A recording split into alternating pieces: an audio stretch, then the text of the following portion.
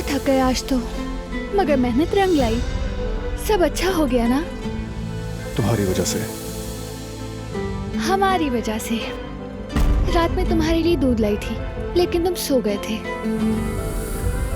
मुझे लगता है मैं फौरन ही सो गया था। ख्याल करने का शुक्रिया। दिलान रुको। नहीं नहीं, ऐसा मत करना। मेरे साथ किया, अब मेरी बारी है। अच्छा ठीक देखो है, जरा। अच्छा बस हार मान ली।